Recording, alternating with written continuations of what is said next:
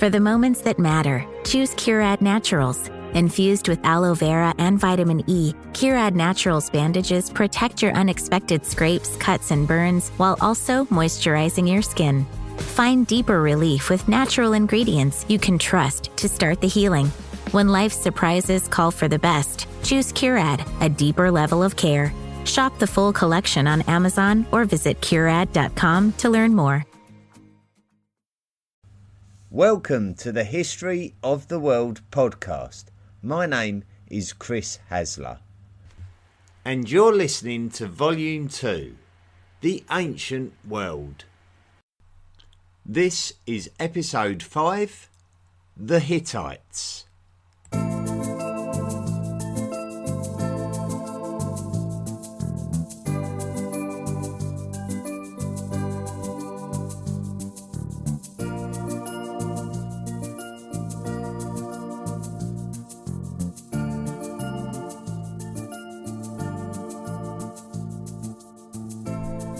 So let's have a recap before we venture into the story of the Hittites.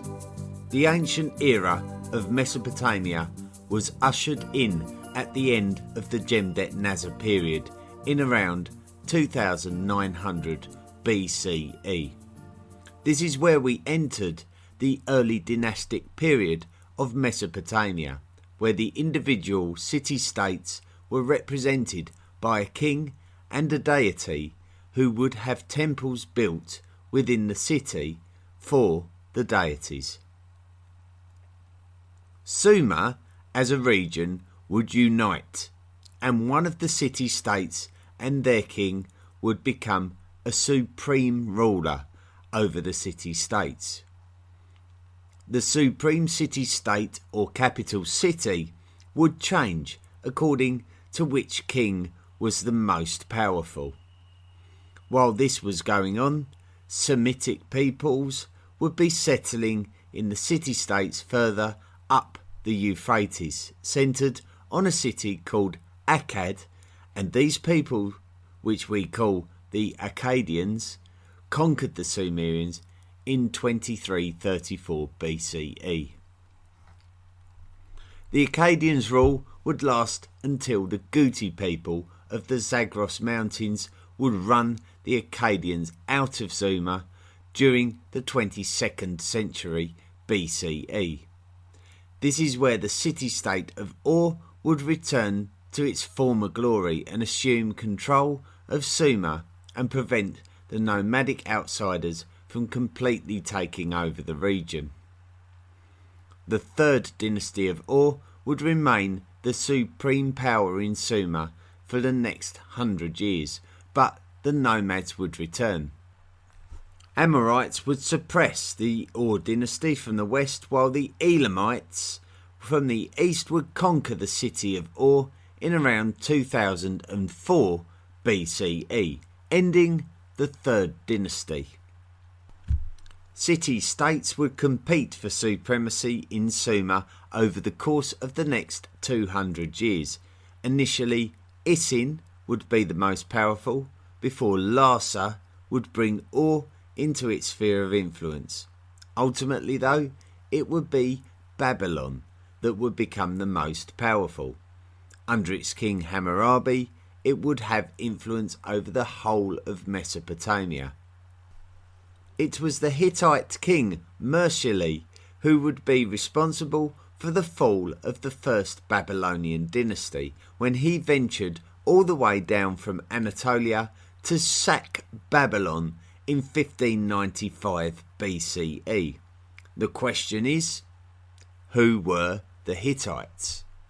Hattian culture.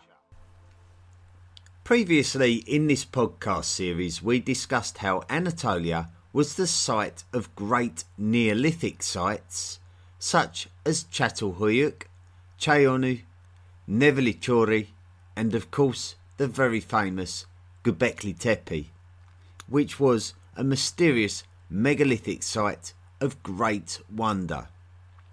We know that settlements existed, and we know that trade existed. We can feel certain that ritual worship was taking place. we don't really see any historical evidence about Anatolian life until the days of Sargon the Great's Akkadian Empire, when the Hattians are named as the people of Anatolia. It is believed that the Hattians spoke a Hattic language, which we cannot directly relate to any other known languages.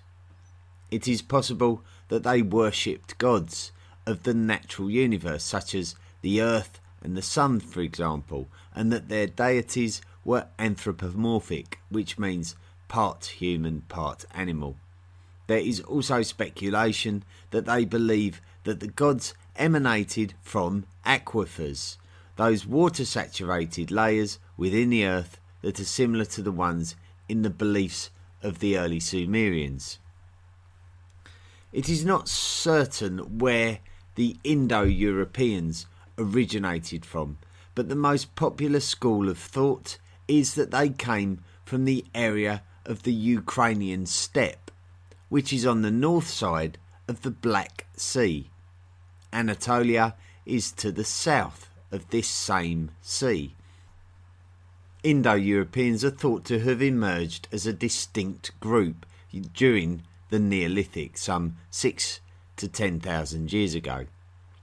It might be that these people have some connection with the domestication of the first horses, as the location and time of origin are very similar.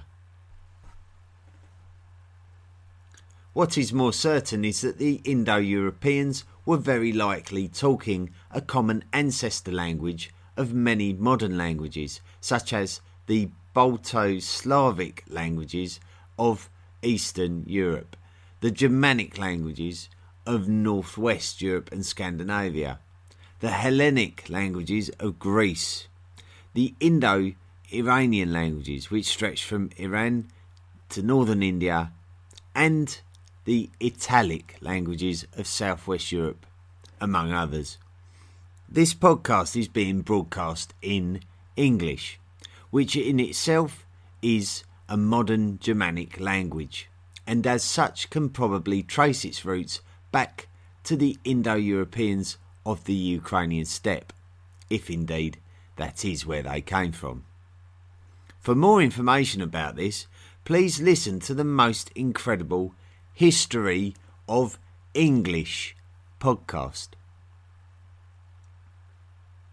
The reason why we are talking about the Indo-Europeans is because we believe that there could have been a migration of these peoples into the land of the Hattians, and this could have happened as long ago as 2000 BCE. We don't know too much about this migration, but it does seem that this is a classic case of one society integrating into an existing society. We cannot be sure how aggressively or how peacefully this occurred, but we do know that the immigrating Indo-Europeans would take charge of the area. These Indo-Europeans moving into Hattian Anatolia were called the Hittites, and they would establish their own culture in Hattian lands. The Hattians were absorbed and their culture was consumed.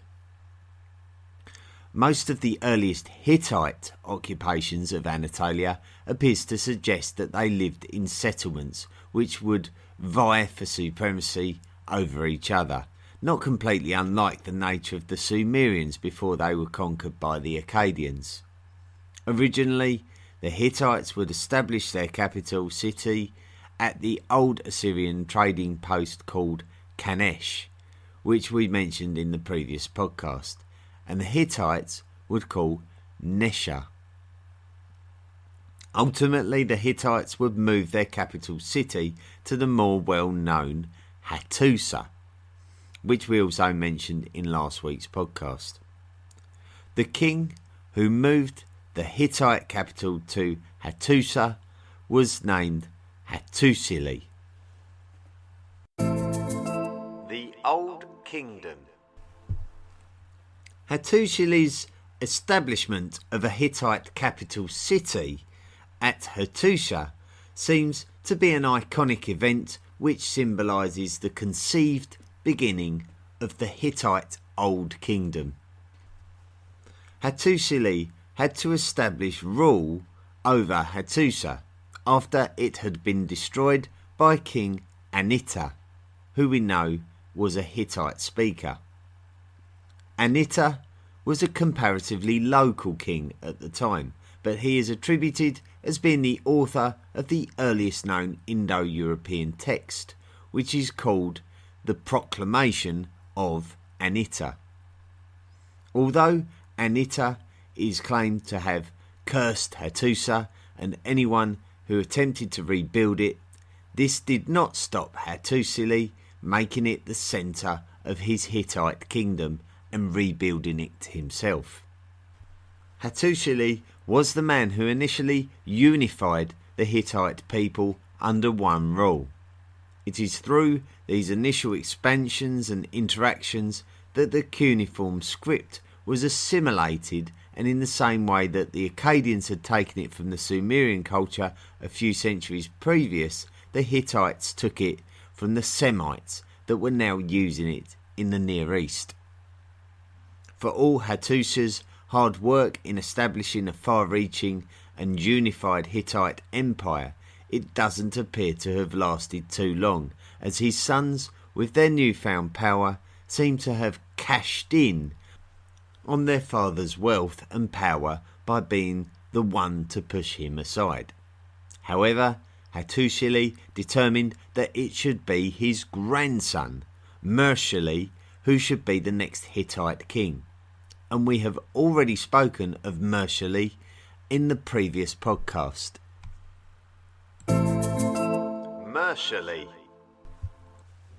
The one thing that Mershili was able to achieve that Hattusili did not do beforehand was to venture into the kingdom of Yamhad and take its capital city called Halab, which is actually modern-day Aleppo, which is in the modern country of Syria. The Yamhad kingdom was founded by the Amorites, and the Hittite invasion marked the end of its existence. This feat was achieved around the year 1600 BCE. Hattusili's incursions had done their bit in weakening the Yamhad kingdom. However, so Mershili was simply the one to finish the job that had been on the cards for some time. What it was that drove Mershili almost 2,000 miles down the Euphrates River to Babylon afterwards is a little bit unclear. It could be that the Hittites had a good knowledge of the Babylonians thanks to the most powerful king of the Babylonians, Hammurabi, having extended his own sphere of influence up towards Hittite territories, especially those established Assyrian trade posts in Anatolia, now part of the Hittite realm. However, in 1595 BCE, Mershili did attack the city of Babylon, and he did it successfully, and removing the statue of their deity in the process. What is confusing about Mershili's invasion is that it was not possible for him to hold Babylon, being so far away from the centre of his own kingdom. So he had no choice but to ultimately abandon Babylon and head back north to the centre of the Hittite kingdom and its capital city at Hattusa. So if Mershili was able to at least raid Halab and Babylon, then surely his homecoming would be to a hero's welcome. Well, sadly, this does not appear to be the case. Although he may have initially enjoyed some of his stolen wealth, his sister's husband, Hantili, conspired with his own daughter's husband, Zidanta, and together they committed regicide by slaughtering the conquering king Mershili and taking the throne of the Hittites. It was Hantili who would rule in Mershili's place, but already the fragility of the kingdom had been exposed due to this regicide. merciless murder and subsequent and successful usurpation of the Hittite throne appears to validate the act of killing the king to take the power, and this created a terribly dangerous environment for what was effectively the royal family of the Hittites. After Anatolia was able to take the throne in around 1590 BCE, he reigned for around 30 years, in which time he was able to undertake military campaigns to try and maintain a decent-sized kingdom against his border rivals. However, after his own death in around 1560 BCE, Anatolia's son Pisheni was due to take the throne. However, it was Zidanta once again who 30 years earlier had assisted his father-in-law to take the throne for himself, who now took the initiative to assassinate Pisheni and all of his legitimate children to ensure he could take the throne for himself. And he did just that. 10 years later, Zidanta was killed at the hands of his own son, Amuna. There was no honour among family members when it came to assuming the throne of the kingdom, and it appears that the size of the Hittite kingdom was being reduced also. Iron. Iron is a metal that can be extracted in ores in a similar way to copper and tin. As we know, copper was in widespread use in the 2nd millennium BCE, and it had been for a few millenniums.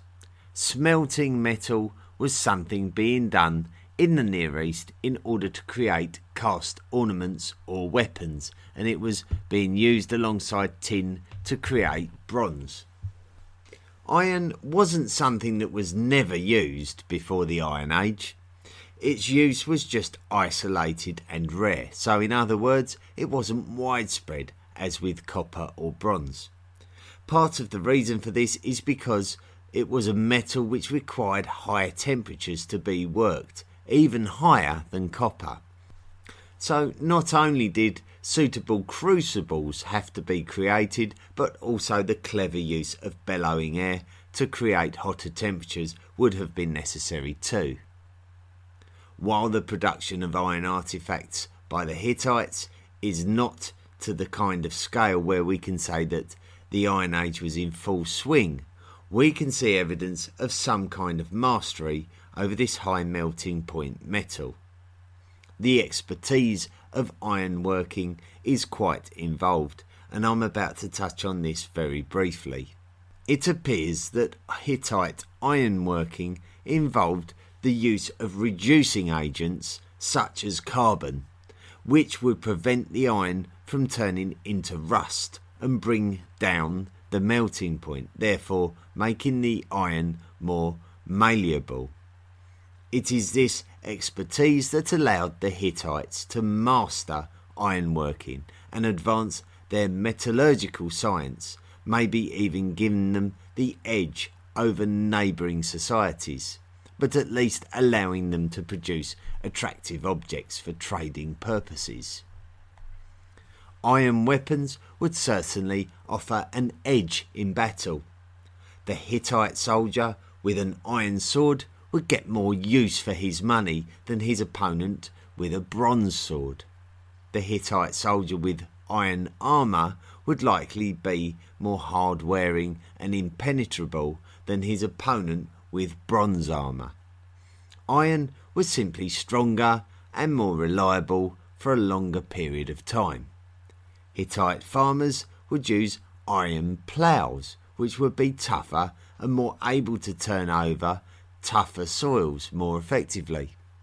The Hittites were in the right area of the world with access to the right materials and the ability to develop the right technology to be ahead of their time when it came to metallurgy.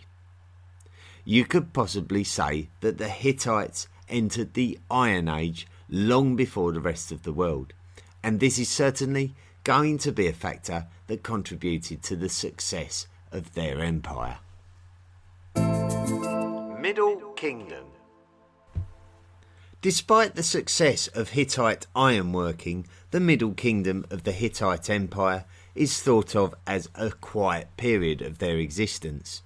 It followed the period where monarchs were regularly being assassinated at the end of their reigns. It also seems to coincide with a period that the Kaskians were quite troublesome. The Kaskians were an ethnic group in the north of Anatolia. The capital city was moved on more than one occasion.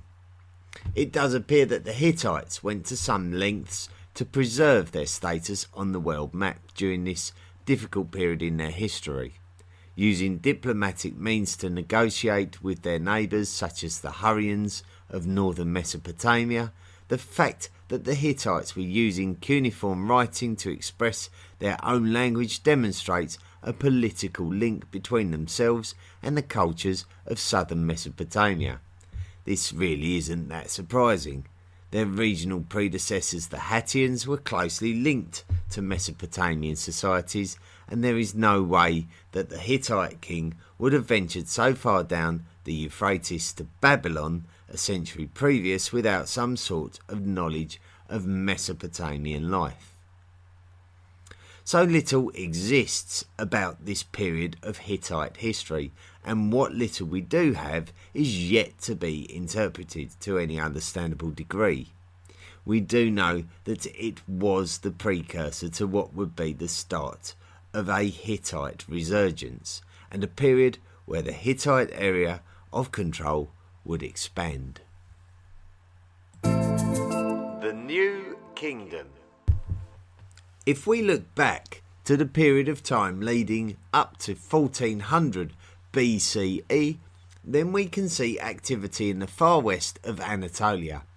This is the coastline of modern Turkey, which overlooks the Aegean Sea and the Greek peninsula. A number of states, possibly what we could describe as city-states, had emerged and coalesced into what we can describe as a confederation. Not totally unlike the organisations of early dynastic Sumer. It was 22 of these states that were collectively known as Assur, which may have been where the Greeks originally formed the name Asia to describe all the lands to the east. When Asia became the word to describe the entire massive continent that we know today, the area that the Greeks called Asia would assume the name Asia Minor, which is what we have been calling Anatolia. It was the Hittite king Tudhaliya who moved into Assur and defeated it into submission, despite the fact that it appears that the confederation was only formed as a means to fend off the aggressively outward-facing Hittites. If this was the first major conquest of the new Hittite kingdom, then this may have sent a message out to the other neighbours that they would need to prepare for potential invasion. One wave of excitement was in the former Amorite kingdom of Yamhad, which we mentioned earlier in the podcast as the kingdom which was conquered by the Hittites under Mershali before he headed southeast to sack Babylon some 200 years earlier. After Mershali's assassination, the Hittite influence over these lands waned, and another neighbouring kingdom that had emerged in northern Mesopotamia, called the Mitanni, had expanded into the former kingdom of Yamhad, effectively subjugating it. Tension was mounting between the two expanding kingdoms of the Hittites and the Mitanni. It may have actually been around the year 1344 BCE that Suppiluliuma became the king of the Hittites. And this would have been a very significant time for this kingdom. Now, before I go any further, I have tried to use the middle chronology to put years to the events during a time in which years were not named in a way that we understand them today. Now, we're heading towards a period which will introduce the Egyptians into Near East politics, and the Egyptians had their own chronology, which I will now try to use as a base for dating stories of the king Suppiluliuma onwards. Suppiluliuma turned his attention towards the kingdom of the Mitanni to the southeast, and after pushing them out of the former Yamhad kingdom, the Hittites turned their attention to the Mitanni heartlands. Suppiluliuma was very keen to demonstrate that he was the powerhouse of the region. Many Hittite scriptures from this period claim great victories for the Hittites, but a lot of the Mitanni scriptures do not recognise them. It can be construed that the Mitanni were somewhat subject to the Hittites, and the Mitanni have been described in many places as a vassal state. Suppiluliuma started to venture down the Levant coastline as far as Byblos, which belonged to the Egyptians. This was the meeting of two mighty empires that had been successfully expanding their territories and were now bordering one another and battling for control of the states of the Levant. As strong as the Egyptians were, the Hittites were simply stronger, and as a consequence, any attempts that the Egyptians made to reclaim lost lands to the Hittites were by and large in vain. It was at this point that the recently widowed Egyptian queen wrote a letter to the Hittite king Suppiluliuma stating the following: "My husband has died and I have no son. They say about you that you have many sons. You might give me one of your sons to become my husband. I would not wish to take one of my subjects as a husband. I am afraid." Suppiluliuma was initially very cautious, but in 1324 BCE took a chance on sending his son, Zananza, southwards to meet the Egyptian queen, marry her, and become the pharaoh, which is the name given to Egyptian monarchs. It sounded wonderful in principle, as the Hittites were now potentially able to subjugate the Egyptians. Zananza headed southwards to Egypt, but he never made it there. Later, the Egyptians would acknowledge Zananza's death, but Suppiluliuma was enraged and subsequently launched brutal attacks on the Egyptian strongholds of the Levant. It was reported that the Egyptians were taken back to the Hittite Empire as prisoners of war, but their illnesses started a deadly epidemic in the Hittite Empire, and this was also the time of the death of the great Hittite king Suppiluliuma in 1322 BCE. The Battle of Kadesh.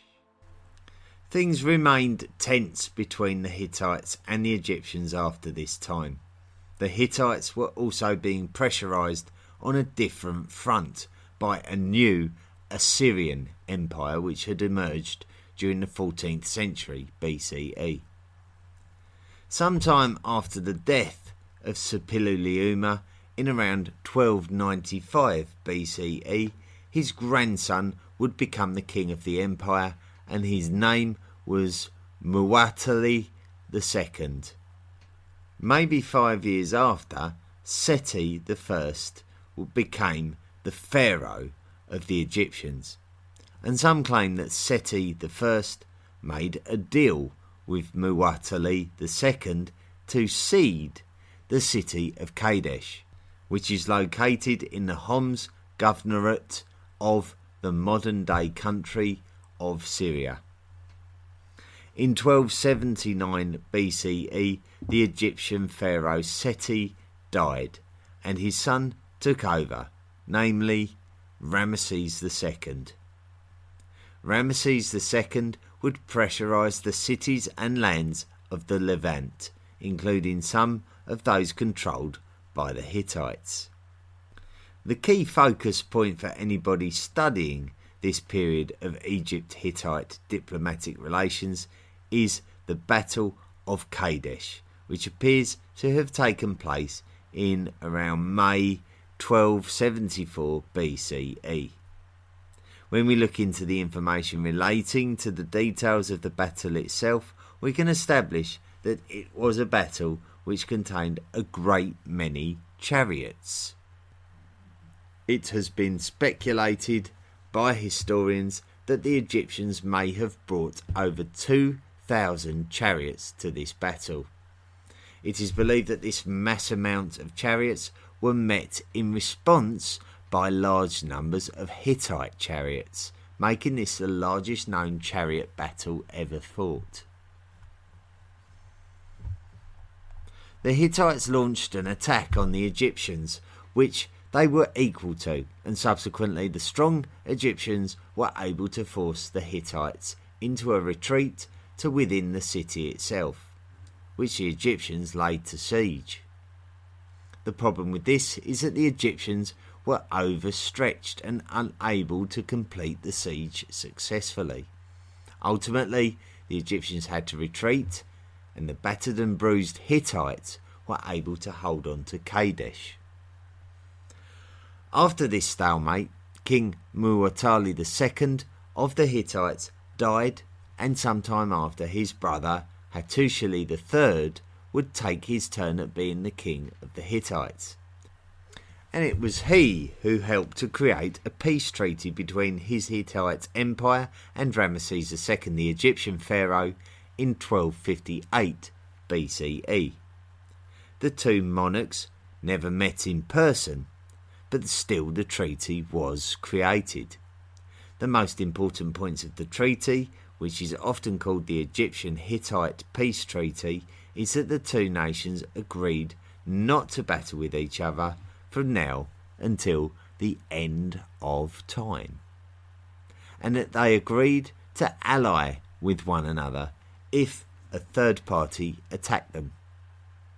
The wonderful thing about this treaty is that we have found versions of it from both sides' perspectives. It seems to be a treaty of two nations tired of using all of their energy and resources in battle with one another, with very little ultimate change to the status quo. The fall of Hattusha. The Egyptian-Hittite peace treaty may have been made as a response to the growing power of the Assyrians, posing a threat to both the lands and cities of the Egyptians and the Hittites. While the Battle of Kadesh was taking place, the Assyrians were busy trying to take control of the Mitanni lands.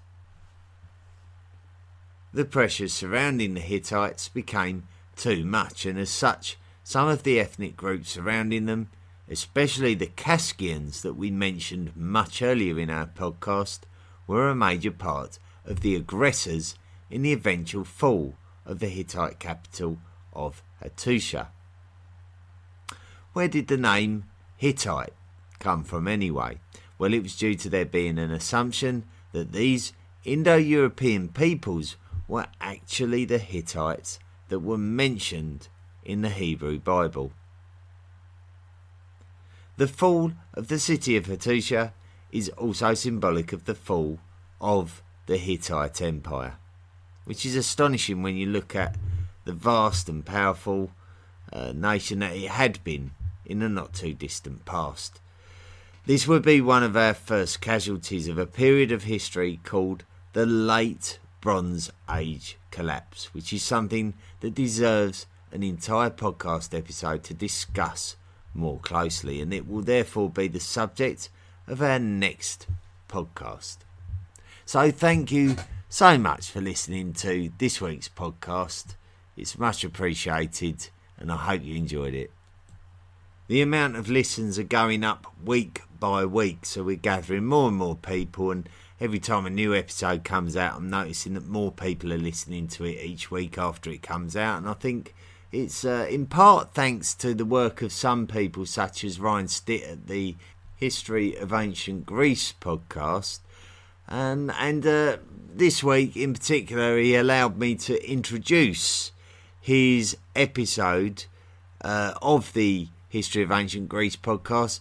Go and listen to it now. It's quite bizarre listening to me introduce someone else's podcast, but I did it, and if you listen to it, you might be introduced to Ryan Stitt's work, which if you've not listened to before, I recommend you give it a try.